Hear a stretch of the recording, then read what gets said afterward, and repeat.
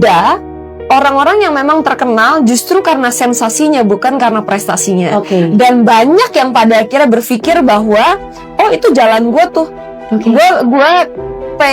Gue gimana caranya pengen jadi ngetop adalah dengan gue gila. Begitu banyak orang yang pengen jadi selebriti tanpa talent. Cuman ya goalnya adalah nggak boleh bukan untuk gue pokoknya pengen ngetop aja ya, ntar menghalalkan segala cara. Cari sensasi jadinya nanti ya. Agnes Mo bongkar sifat asli Gio yang ingin sukses hanya mengandalkan sensasi. Bahkan disebut CEO, tapi nyatanya semua itu bohong. Kalian jangan lupa saya CEO. Otak ya kan dipakai, pakai mata, pakai telinga baru ngomong. Jangan terbalik. Ya seharusnya Gio di sini itu pasang badan, menunjukkan marwahnya sebagai seorang pria yang melihat wanita yang disayanginya ini diserang, terus kemudian dia harus hadir ya sebagai tameng anti pelurunya. Kan kalau di film-film action atau film drama atau apapun ini dilakukan oleh sang pria, dan ini sesuatu yang wajar untuk dihentikan. Tapi kita tahu bahwa kalau Sarwenda tidak mau berbicara, yang mungkin bisa kita katakan dia terguncang atau apapun, dan itu wajar sebagai orang wanita, maka Gio di sini seharusnya dari kemarin itu step in dan menunjukkan hal itu dan menjadi seorang cowok yang memang akhirnya itu mencoba untuk pasang badan, walaupun apapun yang akan dilakukannya kita nggak tahu ya nanti akan tepat atau tidak. Tidak hanya itu, Agnes juga beri wejangan ke Sarwenda atas kebahagiaan yang pernah ada bersama Ruben, bahwa Ruben adalah orang yang sudah berjuang selama ini. Kadang-kadang tuh kita kalau udah punya orang-orang yang ada di sekitar kita, karena kita pikirnya, oh ya mereka udah di situ kok, mereka nggak akan pergi kemana-mana, so we forgot to appreciate them. Kita lupa untuk menghargai mereka. Malah yang ada kadang-kadang kita malah mencoba atau mencari validation, dan penyesalan itu datangnya terlambat. Jadi jangan sampai kita kayak gitu. Tidak hanya itu saja, Agnes Mo juga beberkan sikap asli Ruben yang baik karena Agnes dan Ruben sudah kenal sejak lama. Pengen cerita kalau aku ini sama ayahnya Bertrand udah teman baik dari dulu. Jadi dari zamannya ayahnya Bertrand belum married, kita udah sering cerita, udah cerita-cerita bareng, udah curhat-curhatan, banyak deh cerita. Tapi kita udah deket banget dan saling support. Nah jadi sekarang giliran Agnes buat support kamu. Mengenai berita yang ramai soal Sarwenda ke Komnas Perlindungan Wanita, hal tersebut membuat para artis berkomentar atas apa yang dilakukan Sarwenda. Jadi maksudnya gue dengan statusnya Onyo, dia mengatakan selama ini sepertinya mereka tuh di brainwash anak-anaknya bahwa ayahnya itu tidak mengirim uang 1 sen pun, sehingga anak-anak mengetahui bahwa itu uang selama ini mereka nikmatin, makan enak-enak, les mahal-mahal, sekolah mahal-mahal, itu adalah uang dari siapa? Dari Jin Tomang. Kalau bukan ayahnya ratusan juta loh ngirimnya. Masa anak-anak nggak tahu di brainwash begitu? Oh iya, tadi kan ke KPAI ya. Ke KPAI ngapain? Hah?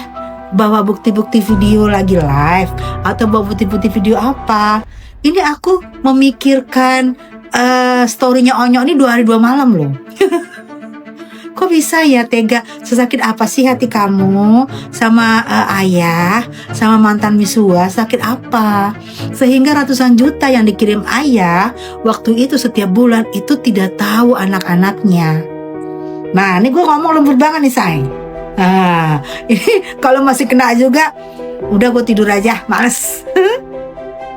Saya baru tahu ada yang laporan ke Komnas Perempuan Sarwenda. Iya, saya baru tahu loh guys, beneran. Tapi oke lah, gini. Orang mau lapor kemanapun, itu haknya dia. Oke, kita hargai semua hak apapun itu kalau dia merasa terintimidasi. Namun yang dilaporkan itu ke Komnas Perempuan, siapa yang dilaporkan? Yang untuk kepentingan apa? Itu dulu nih pertanyaannya. Nah sekarang dia kan perempuan dewasa yang justru dalam tanda kutip secara tidak langsung, ini secara tidak langsung ya, dalam tanda kutip ya, bukan menuduh. Dan kita bisa melihat semuanya.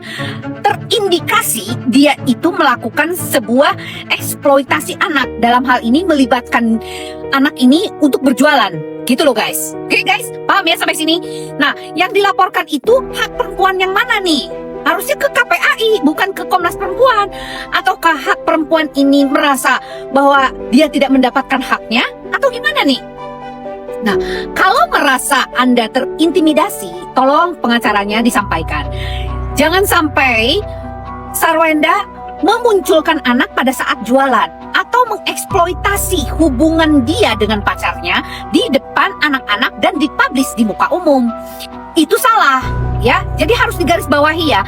Yang terintimidasi itu adalah yang membuat berita ini justru, gitu loh. Ingat, hati-hati. Jangan sampai ini bumerang. Saya hanya ngasih tahu aja. Saya hanya mengingatkan saja, ya. Jangan sampai ini menjadi bumerang untuk kasus Anda sendiri, gitu loh. Karena dalam hal ini yang saya lihat nih dari kacamata saya, bahwa yang justru terindikasi itu adalah anaknya, bukan perempuannya, gitu loh. Perempuan ini adalah Sarwendanya, kayak kan, mendapatkan hak asuh yang mana nih, atau ada laporan yang lain, misalkan adiknya atau siapanya gitu, saya nggak tahu nih. Karena belum jelas, belum terang benderang, hanya lapor aja gitu, ya kan? Ini saya hanya mengingatkan. Karena apa? Karena kalau kita salah langkah, nanti akan merugikan Sarwendanya sendiri. Kasihan juga kan, gitu loh. Nanti malah justru hak asuh anaknya lepas dari dia. Jangan sampai hal ini menjadi bumerang. Kasihan dia, gitu loh. Kasihan saya, beneran. Jadi saya tidak berpihak kepada siapapun. Saya netral, berdiri di tengah-tengah. Karena apa? Ini memberikan edukasi publik. Karena tidak semua wanita yang terintimidasi dengan membawa hak anak di ranah publik itu akan mengancam dalam tanda kutip permasalahan itu menjadi bumerang. Gitu loh ya. Ingat, kalau masalah anak itu memang agak sensitif guys. Jadi kita sebagai ibu harus lebih memperhatikan jiwa dan mental si anak tersebut. Oke, salam.